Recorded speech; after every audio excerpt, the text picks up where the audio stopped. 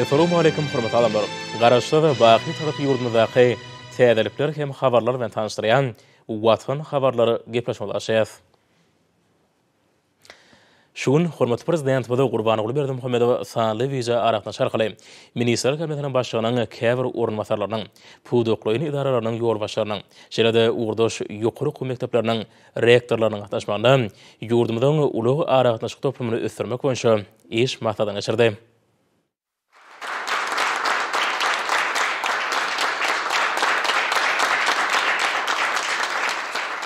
Hormatly maslada gatnaşyjylar, çoğuna men siziň bilen ýurdumyzyň uly goýum aratnaşyk toplumuna geçen 2020-nji ýylda elen işler netijelerini garamak üçin maslahat geçirmek hem makul bildim.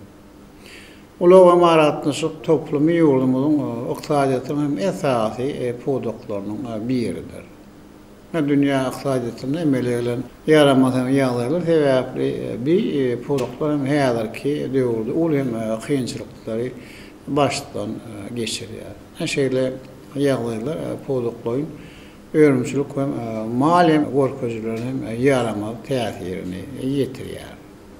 Şoňa häzirki ýagdaýda olaryň işini netijeli ýola goýmak, ötüşem depini ýokalandyrmak öňde duran wezipelери ýerine ýetirmek barada men siziň pikirleriňizi hem tekliplerinizi dinlemek isleýär. Hormatly maslada gatnaşyjylar, ýöne hem bellemeler, şoň kunna siziň her biriňizde döwrewap berekedilen madde enjamyň binýadyňyzdan bar hem ulanmadyk mümkinçilikleriniň köp. Hormatly prezidentimiz sanly video aragatnaşy arkaly geçirilýän iş maslahatynyň gün tertibine geçip, ilki bilen Türkmen Demir ýolları agentliginiň başlygy Atamradow söz berdi. Atamradow geçen ýyl ýerine ýetirilen işleriň jemleri hemde şu ýyl üçin bellenlen meýlamlar hakkynda hasabat berdi. Agentligiň girdeji böleginiň 118 ýarym göterim ýerine getirilenini gaýdyldy. Ýük dolanşygy boýunça meýlnama 120 ýarym göterim berjaýdyldy. Döwlet başçylygymyň puwdogyň maddi enjamlaryň binýadyny döwrewaplaşdyrmak hemde ýük dolanşygynyň göwrümini artdyrmak barada beren tawşyklaryny ýerine ýetirmek maksady bilen degişi işler alınıp barlýar. Hasabat döwründe demir ýollaryň 245 kilometrini awatlaş işleri geçirildi. Şonuň ýaly ýük we ýolagçy wagonlarynyň 930 gowragyny awatlaş işleri geçirildi. Deplavozlaryň 25-iniň dizel bölegi we çekici elektr hereketlendirjilери awatlandy. Hormatly prezidentimiz hasabat dinläp agentligiň işine nägirlik bildirdi. Hemde häzirki wagtda demir ýollarynyň işiniň ýokary derejesine üpçün etmek boýunça wezipeleri durumşa geçirmegiň ileri tulýan urup durýanyny öňe çekip degişli tawşyklar berdi.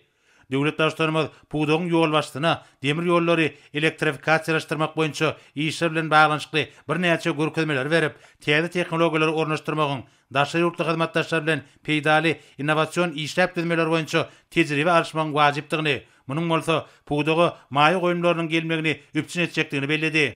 Milli liderimiz demir ýollaryny ösdürmek babatyna puwdogyň teňki binýadyny döwrewaplaşdyrmagyň hemde täzelemegiň ileri tulýan urdugyny belläp, daşary ýurtlardan biziň ýurdumyzda howa şertlerini alaýyk gelýän häzirki zaman teňkelerini tantyranmagyň mümkinçiliklerini öwrenmegi tapşyrdy. Soňra Türkmen aragatnaşyk agentliginiň başlygy Hudaý Guliýew ýolbaşçylyk edýän gomnaky işleriň ýagdaýy, ugurdaş tüzümleriň maddi enjamlaryň binýadyny mundan meýlekde berkitmek boýunça alınıp barýan çäreler, ular boýunça ýöňde goýulan meýilnamalaryň ýerine ýetirilişi barada hasabat berdi. Geçen ýyl ýurdumyzda telefon nokatlarynyň 192.238-si gurnalyp, meýilnama 112 göterim ýerine getirildi. 685 kilometr aragatnaşyk ulgamlar çekildi. Türkmenistanda elektron resminama dolanşygy we tanly hyzmatlary hakynda kanun hemde ýurdumyzyň ministrliklerine we puwdoklaryň dolanyş idaralaryna elektron resminamalar dolanşygy ulgamny we internet web saytlar döretmek hemde işe girmek boýunça bir näçe resminamalar kabul edildi. Oňa laýyklykda ýurdumyzda 510 web sayt döredildi we belli alındy. Mundan başga da ýurdumyzda aragatnaşyk hyzmatlarynyň ähli görnüşleri tanly ulgamlar kalkydyrilýär. Hemde döwlet hyzmatlar portalyna ýerleşdirildi. Şonuň ýaly ýurdumyzda ilkinji milli online hat habar alş-salş ulgamy we milli elektron postasy işe girdildi. Telekommunikasiýa we informatika institutunyň binýadyna tanly çözgüt IT meýdançy hojalyk jemgyýeti öredilip, jemgyýetiň hünärmenleri tarapyndan ýurdumyzda tanly ulgamy ornaşdyrmak boýunça targatlar kabul edilip, olar öňünçe ornaşdyrylýar. Hormat prezidentime de hatabat dinläp, agentlikde işlerin gurulşyna näýlelik bildirdi. Hemde puwdukdaky ähli işleri hil taýdan täze derejede guramagy, bar bolan mümkinçilikleri dolu ulanmagy tapşyrdy. Döwlet başçylary bular barada aýdyp, Türkmen Aragatnaşyk agentliginiň ýol başlygyna ikinji emelik hemrany taýýarlamak işini çatlandyrmak hemde ilkinji emelik hemranyň kuwatlyklaryny dolu güýjüni peýdalanmak babatyna tapşyryklar berdi. Soňra Türkmen Awtologlary agentliginiň başlygy Ak Mehmedow geçen ýylyň dowamyna ýerine ýetirilen işleriň netijeleri we şu ýylyň iş mailnamasy barada hatabat berdi.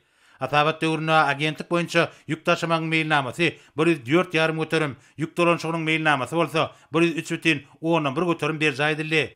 Ýolagçy gatnatmagyň mailnamasy 100,11 göterim, ýolagçy dolanşygy boýunça mailnama 101 göterim ýerine ýetirildi. Aşgabatda şoğuz avtomobil ýolunyň ornuna Aşgabatdaky ýolagçy awtolog kärhanasyny, awtomobil mekdepleriniň birleşiginiň awtomobil ulug hyzmaty açyk görnüşli paýdaly jemgyýetini we awtolog kärhanalar birleşigi açyk görnüşli paýdaly jemgyýetini öz içine alýan awtolog kärhanalar toplumy we awtomobil mekdepleriniň birleşiginiň okuw turganlyk merkezi ulanmaga berildi. Döwrewap enzamlaryny üpsedilen okuw turganlyk merkezi ýol hereketiniň howpsuzlygyny berkitmäge we sürücüleri taýýarlamagyň hemde gaýtadan taýýarlamagyň derejesini ýokallandyrmagy we kämilleşdirmäge ýardam berýär. Türkmen Awtologlary agentligi tarapyndan ýerine ýetirilen awtolog hyzmatlarynyň hilini ýokallandyrmak wezipelerini durumça geçirmek hemde agentligiň kärhanalarynyň maddi enzamlaryň binýadyny puwturlandyrmak we döwrewaplaşdyrmak maksady bilen degişi işler alınıp barylýar. Hormat prezidentime de hatabat dinläp, agentligiň işine näýlelik bildirmek bilen puwdugy ösdürmek boýunça alınıp barýan işleri ýygydyry kämilleşdirmegiň, ýük taşymak babatda öten halkara tejribesini öwrenmegiň hemde ornaşdyrmagyň wajypdygyna üns çekdi. Ýurdumyzyň sowda ykdysady gatnaşyklaryny giňeltmekde möhüm orna elýän Türkmenistanyň ulug strategiyasy bu ýurda kadrlaryň götürgünleriň ýerine getirilmegini üpçüne diýen birnäçe toplumlaryň işleriň amala aşylmagyny esasy ugra dünýä diýip döwlet başçylary belledi we bu wagtda anyk görkezmeler berdi. Hormat prezidentime de awtolog kärhanalarynyň işlerini kämilleşdirmek, ýylata häzirki zaman talaplaryna dolu alaýyk gelýän hyzmatlary ýola goýmak wagtda birnäçe tapşyryklar berdi. Soňra Türkmen Howa ýolları agentliginiň başlygy Saburow ýolbaşygy diýen puwdugyny alınıp barýan işleriň netijeleri barada hatabat berdi. Hatabat döwrüne ýük taşymagyň mailnamasy 106,11 göterim berjaýdyly.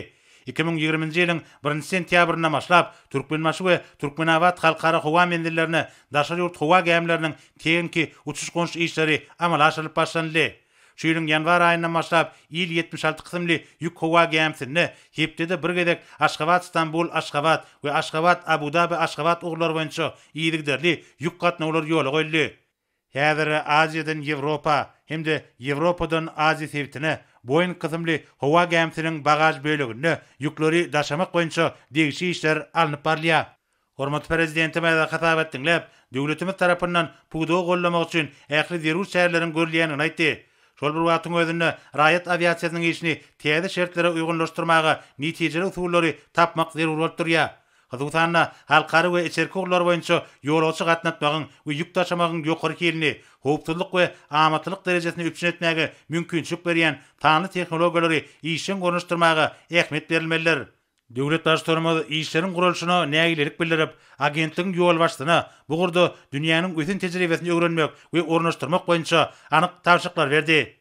Soňra Türkmen Deňiz Derýa ýolları agentliginiň başlygy Hayt Muradow deňiz we derýa ýollarynyň işini ösdürmek we bu gurda hüdürlenýän hyzmatlaryň gerimli giňeltmek, puwdugy tanlaşdyrmak boýunça alınıp barýan işler barada hatabat berdi. Hatabat döwrüne ýük taşymagyň we ýolagçy gatnatmagyň mailnamalarynyň ýerine ýetirişi barada aýdylyp 112 göterim ösüş gadanlandygy bellenildi. Türkmenmaçynyň halkara deňiz mendiliniň kuwatlyklaryny netijeli peýdalanmak boýunça işleriň depkinlerini ýokallandyrmak ornuny ýygyderli işler alınıp barylýar. Balkan gäm gurulşyk we awatlaş tabodyny gämleri awatlamak işleri ýerine ýetirildi. Hormat prezidentime de hatabat dinläp, Türkmenistanyň döwletleriniň häzirki zaman ulug üssaşyr, kommunikasiýa we logistika ulgamlarynyň halkara hyzmatdaşlygyny ösdürmegine, ýurdumyzyň ykdysady we eksport kuwatynyň artdyrylmagyna gönükdirlendigini belledi. Milli liderimiz Türkmenmaş şäheriniň Hadar deňiziniň kenaryna ýerleşen halkara deňiz mendiliniň ýürütilişdirilen terminallarynyň teňki taýdan ýokary derejede injamlaşdyrylanyny aýdyp, Merkezi Aziýanyň ýesaty deňiz derweziniň üstünden geçen ulug geçelgeleriniň mümkinçilikleriniň herekete girdilişine näýlelik bildirdi.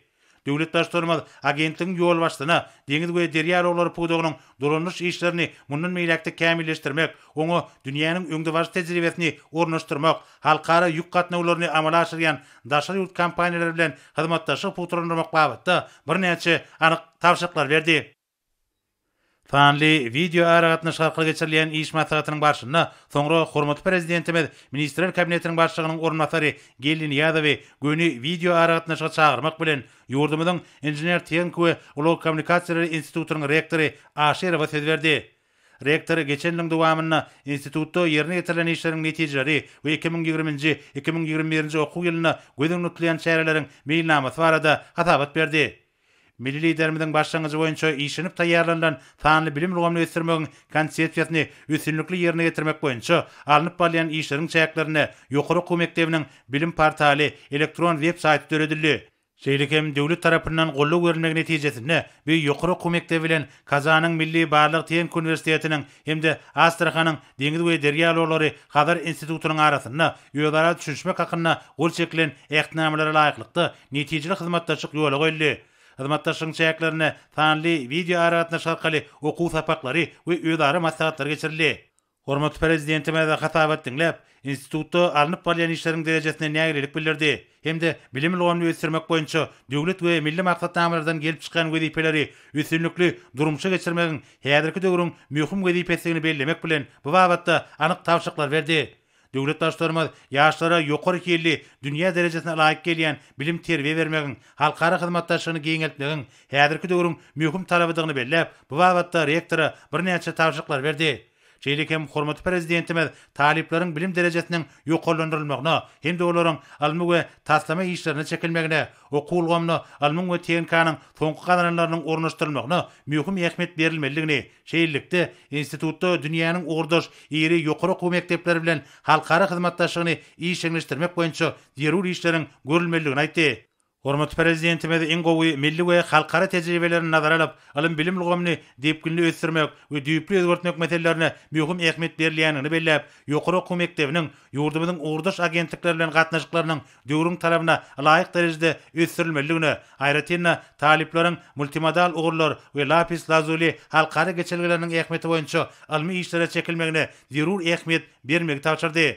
Soňra hormatly prezidentimiz ýurdumyzyň telekommunikasiýalar we informatika institutynyň rektory Kuliýewa söz berdi. Rektor geçen ýylda institutda ýerine getirilen işleriň netijeleri we şu ýyl üçin bellenlen iş meýilnameleri barada hatabat berdi. Bu ýokary okuw mekdebinde tanlyk ykdysady ösdürmek bilen bagly wezipeler durumça geçirmek üçin dünýä ölçeğlerine laýyk gelýän ýokary bilimli hünärmenleriň taýýarlanýanyny bellep, rektor milli ykdysadyýetimize ýaýdanlandyrylan özgertmeleri gödüňe tutup, täze hünärleri açmak boýunça degişi işleriň alınıp barýanyny aýtdy.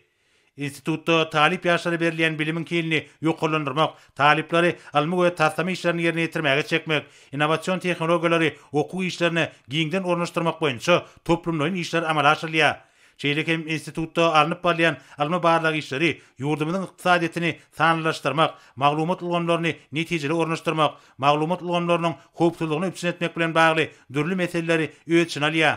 Şeýlekem rektor talipleriň okuw döwrüne alan bilimlerini ýönümçükde berkitmek maksady bilen ýurdumyzyň ulug aragatnaşyk toplumynyň agentlikleriniň idara kärhanalaryna tejribe geçýänliklerini we milli liderimiziň gollug bermegine Türkmen aragatnaşyk agentligi bilen institutyň hojalyk gadaplaşyk etatyny işleýän tanly çözgüt IT meýdança hojalyk jemgyýetiniň düredilenligini habar berdi. Bu ýerde talipler, mugallimler we hünärmenler täze taslamalar taýýarlamagy we öňümçüge ornaşdyrmagy gatnaşýarlar. Tejribe alşýarlar we maglumat tehnologiýalary boýunça okuw etýärler. Hatabatyň marşyna institutyň milli liderimiziň tagallasy netijesinde uniwersitetleriň halkara birleşiginiň agdasy bolmak bilen dünýäniň awraýly ugurdaş ýokary okuw mekdepleri, bilim idaralary we kompaniýalary bilen hyzmatdaşlyk edýänligi bellenildi.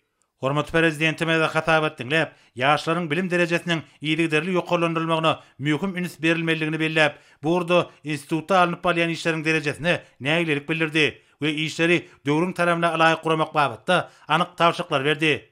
Şeýlekem döwlet başlarymyz Türkmen ýaly milli emeli aragatnaşyk hemratynyň ikinji nowatdakysyny elime çykarmak bilen baglanyşykly taýýarlyk işlerine möhüm ähmiýet berilmeligini aýtdy. Munyň özi ýurdumyzda yer kadastrasyny işleňleşdirmekde, netijede bolsa ýerleriň hasyllygyny ýokarlandyrmakda, azy howpsuzlygyny puturandyrmakda aýratyn ähmiýetlidir. Hormatly prezidentimiz Merkezi Aziýanyň we Ýewropanyň mühim çatyrgyna ýerleşýän ýurdumyzyň uluglaryň ähli görnüşlerini ösdürmäge ägir türlü mümkinçilikleriniň bardygyny bellidi. Hormatly prezidentimiz ýurdumyzyň öňe sürýän ulug diplomatiýasyny amala aşyrmak, ulug puwdugy hemde ýaşaýyş çaý jemaat ulgamlar üçin zerur bolan ýokary derejeli inženerleri we tehnologlary ýetişdirmek boýunça Inžener Tiýenko we Ulug Kommunikasiýalar institutyna alnyp bolýan işleriň wajypdygyny aýtdy. Şunun bilen baglanykda talipleriň, mugallimleriň we almy işgärleriň degişli ogullar boýunça alma atışlary, oýlap tapşylar üçin zerur mümkinçilikler döredilmeliler we olar öňümçi ornaşdyrylmalylar. Şunno dünýäniň ogurdaş ýokary okuw mekdepleri we awraýly bilim idaralary bilen gatnaşyklar berkitilmeliler. Şeýlekem daşary ýurtlaryň awraýly ýokary okuw mekdepleriň professor mugallimlerini işe çagyrmak meselelerine mühim ähmiýet berilmelidir diýip döwlet başçylygymyz bellidi. Talipleriň hüner tejribesini ýokalandyrmak, nazary bilimlerini öňümçükde berkitmek we göçme tejribe sapaklary guramak möhümdir. Şeýlekem milli liderimiz Telekommunikasiýalar we Informatika institutynyň halkara IT kompaniýalarynyň tassamalaryna gatnaşmagynyň milli ykdysadyýetimiziň tapgyrlaýyn bazyr gatnaşyklaryna geçýändigini nazara alyp, Inžener Tiýenko we ulug aragatnaşyk urganlar üçin hünärmenler taýýarlamakda, hususy ulgam bilen hyzmatdaşlygy ýola goýmagyň, hünärmenler taýýarlamagyň ugurlar boýunça okuw meýilnamalaryny döwre baplaşdyrmagyň möhümdigine ünsçekdi we bu wagtda anyk tawşyklar berdi. Hormatly prezidentimiz vice-premier Gelin Ýadowa we institutlaryň rektorlaryna ýüzlenip, tanlyk ykdysadyýety ösdürmek, bilim ulgamyny mundan beýlekde kämilleşdirmek we okuw maksatnamalaryna has zerur ugurlar boýunça täze hünärleri girdmek, okutmagyň usuliýetini döwrüň tanamla alaýyk derejede özgertmek boýunça birnäçe anyk görkezmeler berdi. Döwlet başçylygymyz Türkmenistanyň başlangyjy boýunça Birleşen Milletler Guramasynyň baş assambleýasy tarapyndan 2014-nji ýylyň dekabr aýynda durnukly ösüş maksatlary üçin halkara hyzmatdaşlygyny üçin etmekde ulug we üstsaşly geçerlileriniň orny 2015-nji ýylyň 22-nji dekabryna bolsa durnukly multimodal üstsaşly geçerlileri döretmäge ýardam bermek maksady bilen uluglaryň ähli görnüşleriniň arasynda hemme taraplaryň ýödary gatnaşyklary üçin etmegiň ýoluna şeýlekem 2017-nji ýylyň 20-nji dekabryna durnukly ösüş wagtda maksatlary getmek üçin uluglaryň ähli görnüşleriniň arasynda gatnaşyklary berkitmek atly kararnamalary kabul edenligini belledi. We munyň ýurdumyzyň halkara derejesindäki awraýynyň bilindi galýanlygyny alamatlandyrýan wakalar bolup durýanyny aýtdy. Häzirki döwürde ýurdumyzda maglumat tehnologiýalaryny ösdürmek, milli ykdysadyýetimiz üçin ýokary hünärli işgärleri taýýarlamak meseleleriniň wajypdygyny nazara alyp, burada alınıp barlayan işler häzirki zaman tehnologiýalar bilen ösdürilmelidir diýip milli liderimiz belledi we bu wagtda birnäçe anyk tawşyklar berdi. Soňra Ministrler Kabinetiniň başlygynyň ornatary Öwedov ulug aragatnaşyk toplumynyň düzümlerini 2020-nji ýylda ýerine ýetirilen işleriň netijeleri we şu ýyl üçin bellenlen meýilnamalar barada hasabat berdi. Şu döwürde toplumyň öňümçük meýilnamasy 120 göterim ber jaýdyldy. Ýurdumyzyň ulug we kommunikasiýa toplumyna puwduklyň dolanyş idaralary tarapyndan ýerine ýetirilen hyzmatlary sanlylaşdyrmak maksady bilen elektron görnüşde petekler satmak, ýük ulug hyzmatlaryna targatlary kabul etmek, taksi hyzmatynyň peýdalanmak, şeýlede bir penjere ulgamynyň kömegi bilen jemaat ýaşaýyş, banyk hemde beýleki birnäçe hyzmatlardan peýdalanmak we olaryň töleglerini geçirmek mümkinçiliklerini giýdirmek hemde kämilleşdirmek işleri tapgyrlaýyn amala aşyrylýar. Hormatly prezidentimiz hatabat dinläp, ulug hemde aragatnaşyk ulgamyny işleriň netijelerini ýokalandyrmak boýunça amala aşyrylýan çäreleriň diýipginleriniň pesdigini belledi we burada alınıp bolýan işlere näýlelik bildirdi. Döwlet başçylygymyz toplumyň ähli düzümleriniň girdejligini ýokalandyrmak orna bar bolan ähli mümkinçilikleri doly herekete girdirmek, idaralaryň işini mundan meýlekde kämilleşdirmek, şol sanyna ýöňdebarjy sanly tehnologiýalary öňümçüge ornaşdyrmak üçin zerur tagallarlary etmek babatda vice-premier anyk tawşyklar berdi. Soňra hormatly prezidentimiz Ministrler Kabinetiniň başlygynyň ornatary Müşrikowa söz berdi.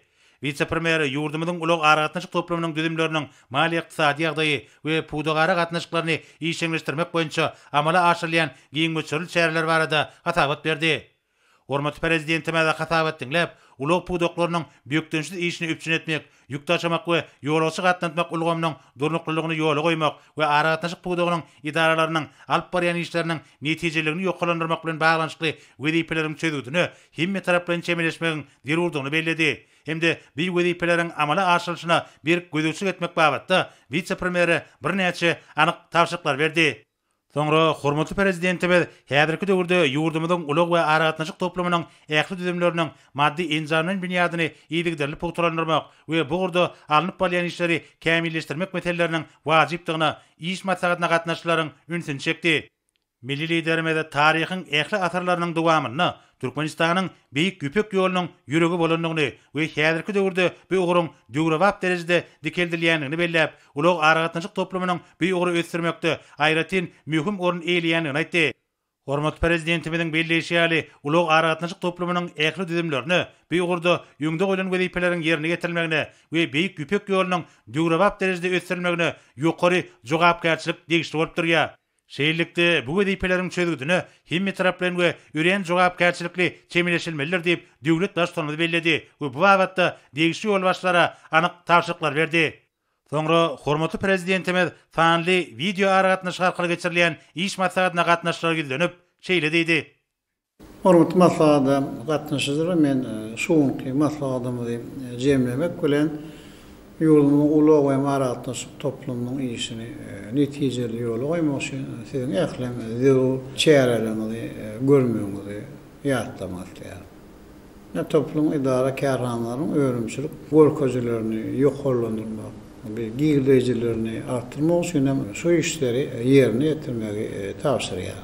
Atamradyp ýurdumyň ulug üssaşy mümkinçiliklerini göstermek maksady bilen Gurran döwrewap demir ýol üçinçilik ulgamynyň mümkinçiliginden dogry peýdalanmaly.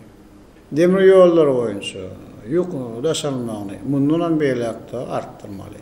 Ляпис лазури uğrunu durmuşa geçirmenin çäkligine döwrewap başlarynyň demir ýoldan geçirecek okyýuny ýokarlandyrmaly. Daşaýurt we milli öňümleri halkara bazarlaryna çykarmak, daşaýurt hem harytlaryny ýurdumda gyýysgaýan amatly ýol bilen getirmek hem mümkinçiliginden ýerlikli peýdalanmaly. Demirgazyk günür togry boýunça Gazaqstan, Türkmenistan, Iran demir ýoluň ulanmagy bermegi bilen ýakynam günür Aziýa ugrulary boýunça eksporty artdyrmak hem işlerini güýçlendirmek. Hudaý Uliýew maglumat tehnologiýasynyň bütün dünýä ösüşinden ýa-da galmalyk üçin aragatnaşyk hyzmatlarynyň hilini we geçiricilik okyýuny hasam ýokarlandyrmaly. Bu dogo döwrewap telefamatlary giňden ornaşdyrmaly. Halkara tejribesinden oralyp ilat edilýän hyzmatlaryň görnüşini artdyrmaly. İnternet hyzmatlaryň halk köpçüligi üçin elýetlerli bolmagyny gazanmaly. Türkmen aragatnaşyk agentliginiň ýurdumyzda faňlyk faaliýeti ösürmek boýunça oktyalym edara ökmünde kesiplenenini gözüňde tutup 2019-2025-nji ýyllarda faňly ykdysadyýet hem ösürmek konsepsiýasyny durmuşa geçirmek hem çarklandyrmaly. Ykdysadyýetin produktyny faňly ulgamy ornaşdyrmak boýunça wezipelerini ýerine ýetirmekde bir utgoşukly hem işler alyp barmaly. Aragatnaşyk podanyň ýokary taýýarlykly hünärleri bilen üçinçiligini goglandyrmaly. Türkmen alem 50 graz millimeli aragatnaşyk hem rasynyň transponderlerini we mümkinçiliklerini dogry ulanmaly. Hem bu urda maharatlanma hem de markezlik hem işlerini güýçlendirmeli. Akmamedow ýolçulary gattatmak boýunça hyzmatlaryň meşhurlygyny artdyrmak.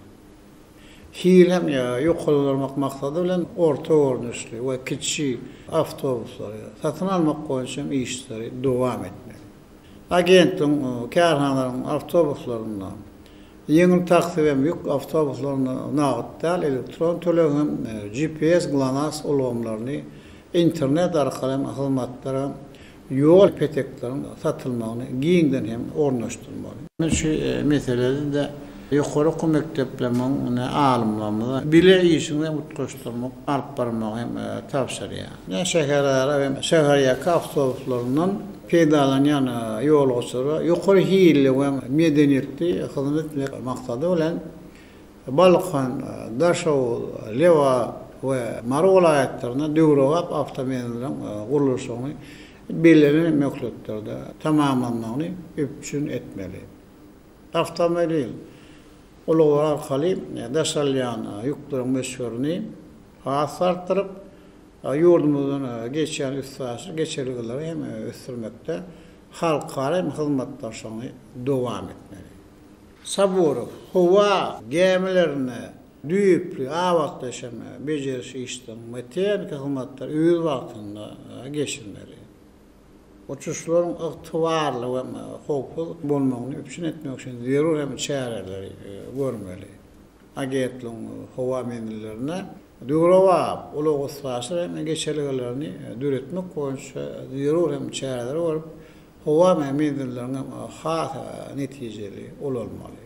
Dünýäde häzirki wagtda aviologlaryň adamlaryň hem gözüni tutup täze ýük uçurlaryny hökmantatyn almaly we uçurlaryň ýük daşaýjylyk hem ukyýyny hem artdyrmaly. Haýtmuradow Türkmenbaşy halkara deňiz portunda gemi urluşyk ilişlerini tapkyrlayan ýola goýmaly. Zerur bolan ýokary taýýarlykly hünärmenleri taýýarlap hem bu urda üpçünçülügi gowlandyrmaly.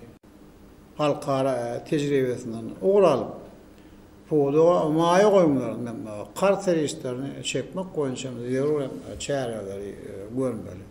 Türkmenbaşy halkara deňiz portuny we Baku halkara deňiz suwda portuny doly güýjünde olup Türkmenistanyň hem de Azerbaýjanyň ussasy geçmek mümkinçiligini artdyrmaly. Deňiz suwda floty paýdaly jemgyýetiň kuwwatyny doly derejede olanmaly. Flotun gemilerinde daşalyan hem ýükleriň meşgullerini hasem arttırmaly. İnjinier Çenki hem Ulo Kommunikasiýalar Institutynyň rektory Aşerow, Telekommunikasiýalar hem Informatika Institutynyň rektory Kuliýew, Ulo Aratnaşyk hem ýaşaýyş jaý jemaat ulamlary üçin ýürütü ogullar boýunça zerur hem olan ýokary derejeli hünärmenleri taýýarlamaly. İnovatsion bilim maksatnamalaryny ornaşdyrma arkaly ýaşlara berilen bilimin hilini we derejesini halkara standartlaryna laýykda ýokarlandyrmaly. Almy tejribe işlerini geçirmek üçin sany aratnaşyk ulamlaryny ulanma arkaly halkara ýokary mektepleri hem de beýleki awraly bilim edalary bilen gatnaşyklary işlemleşdirmeli. Profesör Molumlar, taliplerin taýýarlayan ilmi işlerini, innovasiýalaryny we oýlap tapyşlaryny öwrümçiligi ornaşdyrmak boýunça zerur işleri geçirmeli. Olagy aratdaşyk podonyň dürlüglerini iş alyp barmagy ukyplam ýaşlary ýetişdirmeli. Dünýäniň ösen tejribesine alaklykda okuw işlerini daşaýotlaryň ýokary derejeli hünärmenlerini çekmeli. Sanly bilimi okuw işine giňden ornaşdyryp, maglumat, kommunikasiýa tehnologiýalaryny netijeli peýdalanmaly. Okuw meýnamalaryny we maksatnamalaryny döwürmem talabyna görä ýygydyly kämilleşdirip durmaly. Bu urda täze hünärler açmaly. Talipleri, muallimlaryň ilmi işgallary halkara derejesine geçirilen beýteşiklere we sergilere işçi gatnaşdyrmaly. Daşarky ýurtlaryň awraly ýokary okuw mektepleri, almy merkezler we IT kompaniýalar bilen ilim bilim mawatda hyzmatdaşy netijeli ýola goýmaly. Halkara derejesinde ýokary okuw mektepleriniň kataryna goşulmak hem işini tapylaýan dowam etmeli. Ýöwedi Merkezi Aziýanyň we Ýewropanyň awakda çatyryna ýerleşen döwletimiň uly diplomatiýasyny amalaşdyrmak boýunça işler mundan beýlekde dowam etmeli.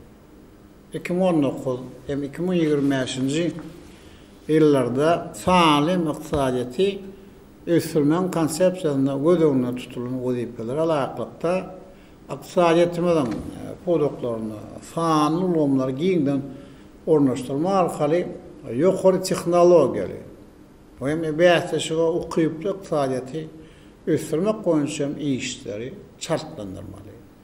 Ular waratlaşyk toplum edara kärhalar mali iqtisadi ýagdaýlaryny örümçilik hem hojalyk işlerini iýdigdili terjirip örümçilikden hem dolu kuwatyny büyüktürşü işledirmeli, üpçün etmeli.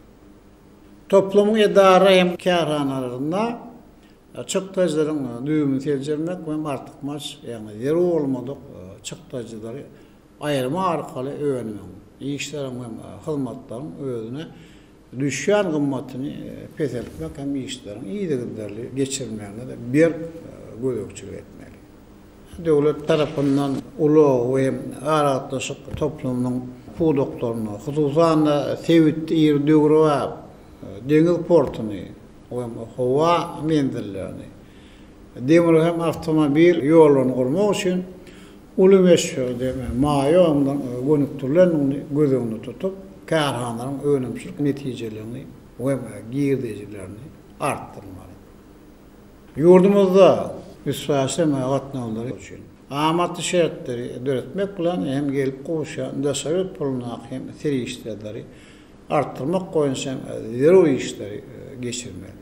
Dünýä hem iqtisadiýetindäki ýagdaýlara baglykda ýük we ýolagçy dolunşygy hem hyzmatlaryň görnüşlerini arttırmaly. Müşterilere hyzmatlary ýerine ýetirmekde faal ulgamy ornaşdyrmaly dowam etmeli. Import haritlaryň ätiýaşyk şaýarlaryň we sarp ediş serişleriniň amatly bahalardan satyn almagyny we hem Sewitdäki ýurtlar üçin hereket edýän bahalardan ýokary bolmalygyny üpçün etmeli. Hem haritlar esasy satyn alanda öwrüm hem öwrünjüler bilen gönem hyzmatdaşlygy ýola goýmaly. Ýöwedi. Hem de ulak we aratnaşyk toplumynyň ýolbaşçylary. Çok günlere karşı 2020-2021 ýyllar üçin maksatnama alaklykda hem de elektron sewdasynyň, internet hyzmatlarynyň uzak aralykdan işlemegiň hem ukatmaň giňden ýaýramak bilen baglykda aratnaşyk hyzmatlaryň hile geçizik okyny gowlandyrmaly. Maglumat tehnologiýaryň dünýädäki ötüşine alaklykda iqtisadiýatyň puwdoklaryny ýarky zaman tehnologiýalaryny giňden ornaşdyrmaly. Halkara tejribe taýyny edilýän hyzmatlaryň hem görnüşlerini giňdirmeli. Näýilat edilýän internet hyzmatlary we beýlik aratnaşyk hyzmatlary üçin narhlary hem gaýtadan seretmeli.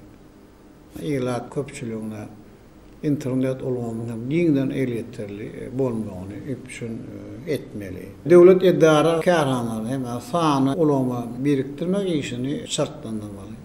Ýani ýylata bütügi penjere elektron görnüşinde durly hem döwlet hyzmatlarynyň hem ýola goýulmagyny üpçün etmeli. Dünýä hem iqtisadiýetindäki ýagdaýlar bilen baglykda ulak puwdoklar hem görkezleriň pesem düşmän nazar ýukdaşamakda edilýän hem hyzmatlaryň görnüşlerini hasem giňetmeli. Müşterilere hyzmat etmek üçin sany ulamy ornaşdyrmak hem dowam etmeli. Hem şonuň bilen baglykda ýolumyň halkara howa menlerini üstläşir geçiriş hem merkezlerini döretmek arkaly ýolagçy hem de ýük gatnawlaryny arttyrmak üçin hem dürli üstläşir gatnawlary köpetden derullygyny öwrenmeli. Hem muň üçin deňiz hem demir ýol, avtomobil ýoly ulamaýynça gatnawlar üçin Sewitdäki narhlaryň hem bähtesi okyplygyny üpçün etmeli.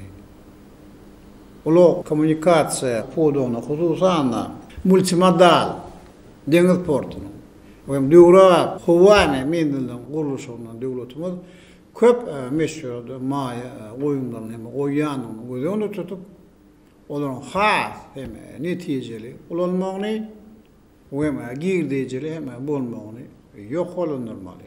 Daşarýar valutasyna gelip goşýan serişlerine meşhurlaryny artdyrmak boýunça hökman hem zero işleri geçirmeli.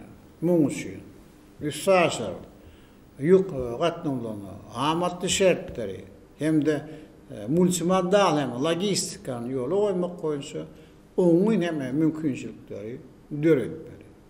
Şeýle demir we avtomobil ýollaryny durguny täzelemek işlerini alyp barmaly. Maýa hem goýumlaryny tapyp, howa mendillerini hem gurmak hem de aratnaşyk hem firişlerini ösdürmek hem dowam etmeli. Ähli dethalar boýunça ýokary ünäli işgärleri hem halkara hem guwannamalaryny taýýarlamaly. Türkmenbaşy halkara deňiz portuny dol kuwwatyny ulanmaly. Hem de ulu logistika merkezinin üstünde işlemeli.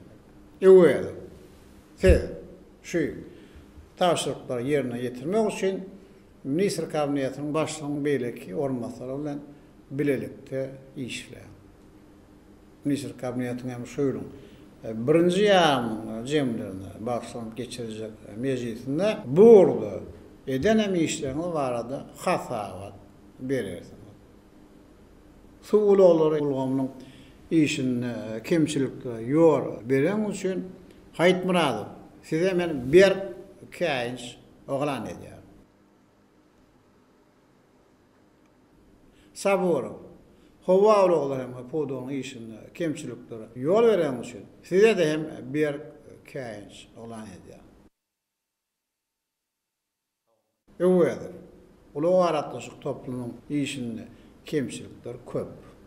Bu hem kemçilikler vaktinde düzedilmiyor. Şoňra da size de men bir kayınç oğlan ediyor. Müşekov. Ulagym aratlaşyk toplumun mali ykdysady ýagdaýlaryny ýygydyly teljerip pul öpçünçülüğini golundurmak goýunça teklipleri taýýarlamaly. Bu dowara bergiler goýunça hasaplaşyklaryň geçirişini we karalaryň gaýtaryşyny gödökçülükde saklamaly. Ulu we aratlaşyk topluma değişli edara kärhanalaryň kuwwatyny golanyşyny we ösüş repiniň we pezelmeň sebäplerini jitmejek hem seljermeli.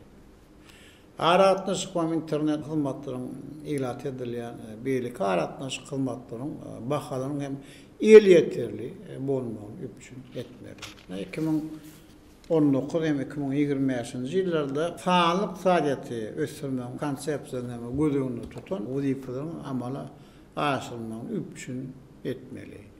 Milli iqtisadiyetimiziň kodoklaryny sağly ulgamlary giňden ornaşdyrmak arkaly ýokary tehnologiýalar we beýatys okuyuply iqtisadiyety ösdürmek goýunça işleri şartlanmaly. Hormatly maslahada gatnaşyjylar ve şunun bilen faali video aratnaşyk arkaly iş hem maslahatymyzy geçirip oturýar. Men siziň ähliňizde bir jan sağlany, maşallah we danşylyny, bir karawatamyň güllä etme urundan alyp baran işlerini ul üstünlikleri arlyp. Sağ olun.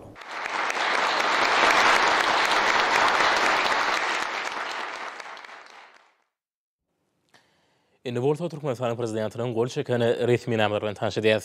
Berkarar döwletimiziň bagtyrlyk döwrüne ýurdumyzda gurulýan we durky täzelenýän binalan kememe desgalan binagärlik şäher guruşy keşfine has gözelleşdirmek, möhüm we aýratyny möhüm guruşy işleriniň bahalaryny kesgitlemek, kämilleşdirmek hemde guruşy işlerine gatnaşýanlaryň jogapkärçiligini mundan belägem ýokarlandyrmak maksady bilen Türkmenistan prezidenti karary gol çekdi. Resmi nämalykda Türkmenistany gurulýan we durky täzelenýän möhüm hemde aýratyny möhüm binalan we desgalan taslamalarının bahalaryny kesgitlemek üçin pudogary toparyň düzümi tasdiklanýar. Türkmenistany gurulýan we durky täzelenýän möhüm hemde aýratyny möhüm binalan we desgalan meselleri hakynda Türkmenistan prezidentiniň 2009-njy ýylyň 13-nji aprelinde çykaran 10.347-nji kararynyň Türkmenistan prezidentiniň namalarynyň we Türkmenistanyň hökümetiniň çözgütleriniň 2009-njy ýyldaky 3-nji, 4-nji ýygyndasynyň 209-njy maddasy 1-nji böleginiň Türkmenistany gurulýan we durky täzelenýän möhüm hemde aýratyny möhüm binalan we desgalan taslamalarnyň bahalaryny kesgitlemek üçin pudogary toparynyň düzümini tasdiklamak baradaky bölegi güýjüni ýitiren diýip ikrar edildi. Türkmenistan prezidenti buyruğu olçakdy.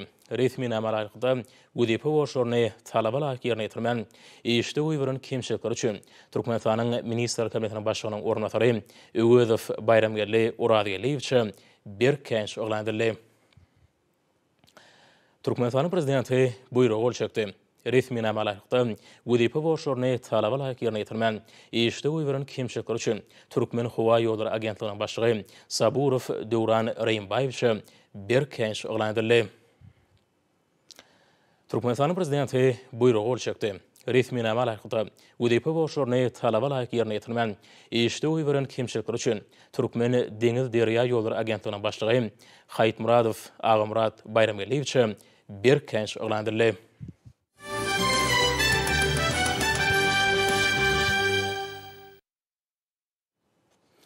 Türkmenistany Milli Geňeşiň Halk Maslahatyna agdalarynyň 28-nji martda boljak saýlawlaryna işeň taýýarlyk görülýär. Bu mögsüm ýurdumyzda milli demokratik däpere esaslanýan halk häkimetiniň köp derejeli ulgamyny mundan belägen kämilleşdirmegiň ýolunaky möhüm ädimi bolar. Halk maslahatyna agdalyga dalaşýarlary Vilayet Etrap şäher halk maslahatlary öz mejlislerini görkezýär. Olaň dowamyny ýurdumyzyň kanun çykarjylyk idarasyna halk wekili bolmagy has munasyp dalaşýarlar görkezýär. Dalaşýarlary görkezmegiň tertibine laýykda syýasy partiýalar, raýat toparlary Vilayet Etrap şäher halk maslahatynyň agdalary bolan wekilleriniň üstü bilen halk maslahatyna agdalyga dalaşýarlary görkezip bilýärler. Türkmenistanyň Milli Geňeşiniň halk maslahaty 56 adadan ibaret bolup, olardan 48 vilayet Aşgabat şäher halk maslahatlarynyň mejlislerini gönüdäl saýlaw hukugynyň esasynda gizlin ses berme arkaly her vilayetden hem Aşgabat şäherinden saýlanýar. 8 Türkmenistanyň prezidenti tarapyndan bellenilýär. Halk maslahatyna agdalyga geçirilýän saýlawlarda her vilayetyň Aşgabat şäheriniň çägi 8 mandatly bir okrug bolýar. Türkmenistanyň halk maslahatynyň agdalygyna saýlaw geçenli 30 ýaşyna ýeten ýokary bilimli hem Türkmenistanyny 10 ýylyň dowamynda hemişelik ýaşaýan Türkmenistanyň raýaty hödürlenip bilinýär. Hödürlenýän dalaşgarlaryň ýyl içinde uly awraýdan peýdalanýan zähmet söýür adamlardan bellemek gerek. Olaň hataryny milli ykdysymyzyň dürli puduklaryna zähmet çekýän tejribeli hünärmenler adýarlar. Saýlaw kodeksine laýykda Vilayet Etrap hem şäher halk maslahatlarynyň mejlislerine dalaşgarlaryň çäklendirilmedik sany we ara alynıp maslahatlaşyp bilinýär. Ýygyna gatnaşýan her biri dalaşgarlar hakynda öz tekliplerini aýdyp, olar bilen baglanyşykly meseleler barada pikir alşyp, hödürlenýänler gollap ýa-da olara garşy çykyp, şeýle-de ara alyp maslahatlaşmak üçin özlerini dalaşgarlary görkezip bilýärler. Munyň özi saýlawlaryň bäsleşik uglaryna dol gabat gelýär. Saýlawlaryň açyklygy hem aýdynlygy olary milli tinçligiň gatnaşmagyna ýardym edýär. Dalaşgarlary hödürlemek saýlawlary 50 ýylyna başlanýar. Hem oly 25 ýylyna tamamlanýar. Halk maslahatyna agdalyga dalaşgarlar belli almak merkezi saýlaw topar tarapyndan saýlawlaryň başlanmagyna 45 ýylyna başlanýar. Hem oly saýlawlary 20 ýylyna tamamlanýar. Türkmenistanyň Milli Geňeşiniň halk maslahatyna agdalyga saýlawlary taýýarlanýaklaryny Ahal, Balkan, Daşogur, Lewap, Marul aýtlaryny hem Aşgabat şäherine Vilayet Etrap we şäher halk maslahatlarynyň şeýle-de vilayetler hem Aşgabat şäheriniň saýlaw toparlarynyň agdalary üçin okuw maslahatlary geçirildi. Olary merkezi saýlaw topary gurady. Türkmenistanyň Milli Geňeşi hakynda kanuny watanymyzda parlament işini hem demokratik ýolları üstürmekde täze ugurdur. Hormatly prezident we bu urun köpüli esasy ösürmegini döwlet gurulşynyň möhüm wezipet hökmünde kesgitdi. Şol okuw maslahatyna gatnaşyjylary bu ýerdeki wajyp syýasat şäheriniň hormatly prezident we öňe süren hem watanymyzyň mundan beläkde güllä ösmegini, halkymyzyň awadançylygyny gönükdirlerini özgörtmeläriniň üstünlikli durmuşa geçirmek üçin ygtybarly binýat bolan demokratik ýolları çuňlaşdyrmagyň ýolunda möhüm ädimdigini baragdan bellidiler. Şeýle-de milli tinçler belli alny. Olary öz otyarlygyny çäklaryny saýlawlaryň geçişine syň ederler. Olaň ählityne degişli guwanamalar berildi. Şeýlelikde Demokratik Partiýadan, Senagaçlar we Telekaçlar Partiýadan, Agrar Partiýadan, Jemgyýetçilik guramalarynyň hem raýat toparlarynyň synçylyň 436-sy hasap alındy. Olardan 61-si Ahal vilayatyna, 88-si Balkan vilayatyna, 80-si Daşogur vilayatyna, 80 sanagy Lewap vilayatyna, 92 sanagy Marul vilayatyna, 32 sanagy bolsa Aşgabat şäherine degişdiler. Olar üçin okuw maslahatlary guralar. Bu bolsa olary milli kanunçylyga girdilen üýtgetdiler. Özi Gudipe boşlary hem saýlawlara geçirmegiň tertibi bilen tanışmaga mümkinçilik berer. Hormatly prezident bilen ýurt bähridine gönükdirlen işlerini watanymyzda gadanlayan üstünlikleri wagt etmek geň gäremde geçirilýän çäreleň özünde diýär. İşin häsiýetli maslahatlar ulu ruh öyrentlige besenýär. Türkmenistan'ın sport ve yaşlar siyaseti ministerliğinin kuramagyna geçirilen hoşarlyk matlabaty. Arkada prezidentimiň Aşgabatda velotrek boýunça dünya çempionatynyň we Davisin kubu uğruna halkara yarışynyň tapgyrynyň resmi nişanlarynyň. Şeýle hem adaglaryň iri halkara sport yarışlaryna gatnaşyjylaryň sport lewatlarynyň we velosipedlaryň bedek işlerinden tatlamalarynyň görünüşlerine tasdiklap bermegi bilen bagly boldy. Türkmen Owu Hojalyk Institutyna Gahrman arkadamyzyň owu hojalygyny ösürmek boýunça sande video aratnaş arkaly geçiren iş maslahatynyň gelip çykýan wezipeleri ýerine ýetirmek maksady bilen ilmi önümçilik maslahaty geçirildi. Çykyş edenler ýurtymyzyň ekrançylyk meýdanlarynyň hasarlygyny ýokurlandyrmak, ekologiýa derejesine puwtalandyrmak, tokumçylyk seçki işlerini kämilleşdirmek, ýer we suw serişdelerini netijeli peýdalanmak boýunça işleň öz wagtyna kende talablaýyk geçirilmegi babatda özleriniň maslahatlaryny berdiler. Ilmi önümçilik maslahatyna çykyş edenler aral meselelerine çözmek babatda çölleşmeye garşy görüşmek, yerliň milretiw ýagdaýyny gowlandyrmak boýunça işleň uly ähmiýeti eýedenini altadylar. Halkara Nevit Güýgada Üniversitetine geçirilen wagt netihat doşugy, goçak nagşyby bakylygy we güýji aňladýar. Tamdyryň körügünde goçak bolsa, ojagyň bakylygyny we oduň güýjüni alamatlanyrga diýilip atlanyryldy. Türkmen Döwlet Medeniýet Institutynyň taleplerim kışka deň çalışma ýosumyny wagtlaryny peýdaly geçirmek maksady bilen Türkmenistanyň Döwlet Muzeýine gedilençde boldular. Türkmen Döwlet Maliýe Institutyna geçirilen çäre wagt nesihat bilen bagly boldy. Şeýle çäreler halkara insanperwer ilmler we Öteş Üniversitetine geçirildi.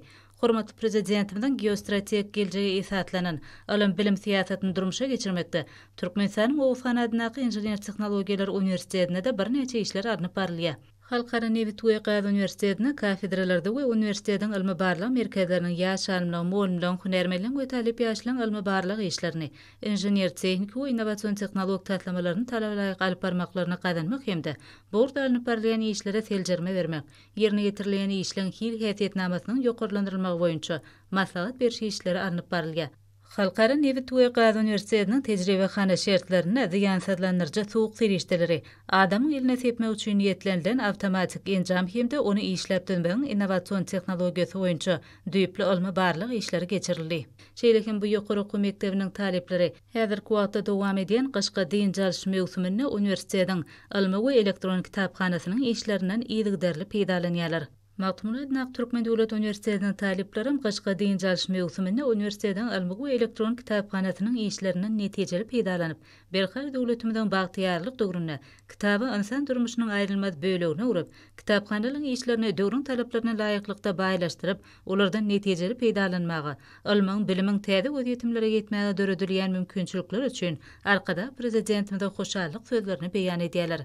Döwlet Mehmet Adadadynaky Türkmen Milli Dünýä Dilleri Institutyna zehin bäsleşikleri geçirilýär. Bu bäsleşikliň baş maksady Gahrman arkadamyzyň kitaplaryny ýaşlara wagt etmekden, olary many mazmuny bilen öwretmekden ibaratdyr. Aşgabat şäher häkimliginiň Demokratik Partiýanyň Aşgabat şäher komitetiniň bilelikde geçiren maslahaty, milli liderimiziň dünýäde dostlugynyk daşary siýasatynyň dabaralanmasy ilip atlanyryldy. Murat Garraýew adına Türkmenistanyň Döwlet Lukmançylyk Üniversitetine ýygdarly geçirilýän meden çäreler oňy netijelere beklenýär. Aşgabat şäheriniň berkararlyk etrap häkimliginiň paýtagtymyň baş bilim müdürliginiň, Türkmenistanyň baş hemde berkararlyk etrap prokuraturalygynyň, ýaşlyk uramasynyň, berkararlyk etrap geňeşiniň guramaklaryny edepdir gözelligiň nusgatly wagt nesihat çäresi geçirildi. Türkmenistanyň Döwlet Migrasiýa Gullugyna Türkmenistanyň Içeri işler Ministrliginiň ýanygyny howpsuzlygy müdürliginiň işgärleriniň gatnaşmaklaryna wagt nesihat duşugy geçirildi. Şeýle mazmunaky duşuk Türkmenistanyň Telekommunikasiýalar we Informatika Institutyna dogruldy. Kışka deň çalışma ýosumynyň netijeli we guramaçylykly urulmagy halkara gatnaşyklary institutynyň talepleriniň huner taýýarlygyna oňy täsirini ýetirgen. Berhar döwletimiziň bagtyýarlyk döwründe arkada prezidentimiziň ýol başlygyny ähli urlar bilen bir hatarda bilim ulgamam gün saýyn kämilleşýär.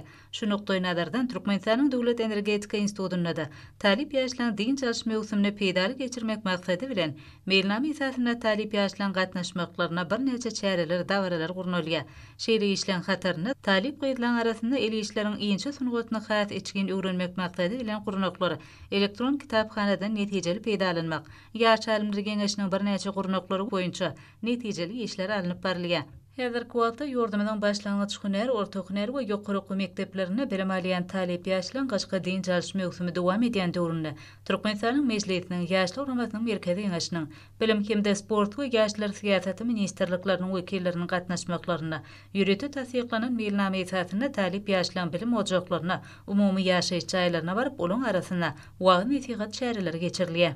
Türkmen Döwlet Iqtisadiýet we Dolanýaş Institutyna, Aman Kekil Fadnaqym Golumçylyk Mekdebine, Türkmenistan Parahatçylygyň we Ananşmagyň watan ilip ýylan edilen ýylda Türkmenistanda ýaşlar baradaky döwlet siýasatynyň 2021-2025-nji ýyllar üçin döwlet maksatnamasynyň hemde Türkmenistanda 2021-2025-nji ýyllarda beden terbiýany we sporty gollamagyň hemde ösürmek maksatnamasynyň ugur alynıp, talip ýaşlaryň arasyna wagyn etigat çäreleri geçirildi. Şol çäreler Türkmenistanyň meclisi, bilim hemde sport we ýaşlar syýasaty ministrlikleri, Magtymrad Naky ýaşlar uramasynyň merkezi ýeňeş tarapyndan guruldy. Paýtagtymyzda wagyn etigat çäresi geçirilip, ol Bizmeýin etrap häkimligi, ýaşlar uramasynyň Bizmeýin etrap geňeşi, etrap prokuraturasy hemde Demokratik partiýanyň etrap geňeş tarapyndan guruldy. Aşgabat şäheriniň medeniýet müdirliginiň Bizmeýin halk dörejiligi tarapyndan geçirilen çäre hem täsirligi bilen tapawutlandy. Türkmenistan Parahatçylygyň we Ananşmagyň watan ýyly münasibetli paýtagtymyzda ýaşlar uramasynyň Aşgabat şäheri ýeňeşi, şeýle hem onuň bagtyýarlyk, berkararlyk köpetag etrap geňeşler tarapyndan geçirilen çäreler täsirli pursatlara baý boldy. Hormat adamlar, ine bolsa ýurdumyň Gulaýtana we paýtagat Maşgabatda 6-njy fevralda saat 20-den 7-nji fevralda saat 20-de boljak howa barada. Türkmenistanyň howa maglumatlarynyň berýän habary bilen tanışyryň.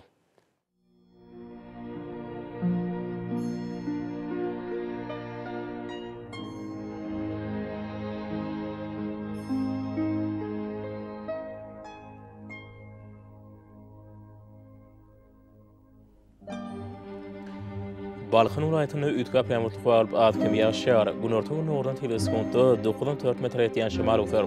Howa gecesine 2-7 gradus, gündüzine 11-16 gradus. Kenariýa etraplaryna 4-9 gradus maýl bolar. Ahir ulaýatyny ütkap ýamurtlyk alyp ýaşar. Günortaň nurdan teleskopda 9-4 metr ýetýän şemal utar. Howa gecesine 2-7 gradus, gündüzine 11-16 gradus maýl bolar.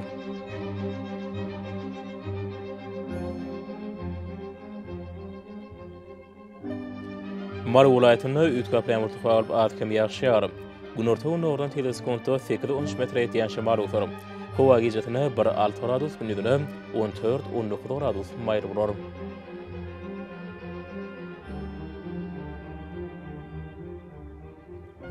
Lewap welaýatyny ütkap ýamurtlyk alyp ýaşar. Günortaň teleskopda 9-4 metr ýetýän şemal utar. Howa gecesine 2-7 gradus, gündüzine 11-16 gradus. Günorta etraplaryna 21 gradus çenli maýl bolar.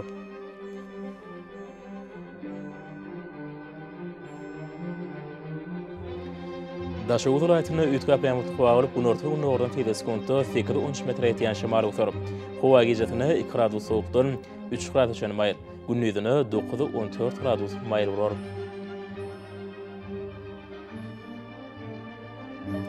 Paýtagat Aşgabatda ütkap ýamurtlyk alyp gecesine we ýerden ýaşar. Günortaň nurdan teleskopda 9-12 metr ýetýän şemal utar. Howa gecesine 5-7 gradus, gündüzine 13-15 gradus maýl bolar.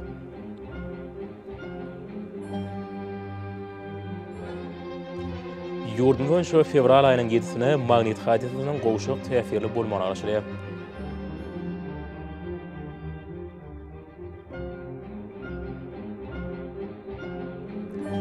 Edil watandaşlar, häzirki wagtda howanyň düzümine tozan bölüşgörüň göçberiniň kadadan 10 götürüm artmagyny baranşyklayp, howa şertleriniň adam bedeni ýetirýän oňoýsuz täsirleriniň öňalmagy üçin agyz burun örtüklerini ulanmagy. Şeýle hem gyş passynda howanyň derejesiniň üýtgeýändigini nazara alyp, pasyla güräge inmegi maslahat berýär.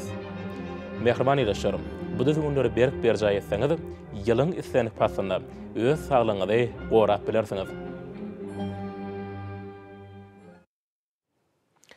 Mehriban adamlar, şununla watan habarlary peşimiz jemleýäs. Berkarar döwletimiziň bagtyýarlyk döwründe ata watanma Türkmenistan ähli wagtlarda ösüşür ösenýär. Ähli ösüşüň ödeninde bolsa halkyň bähbidi bar. Çünki biziň ýurdumyzda döwlet adam üçindir. Hoş sag bolun, edil ýaşar.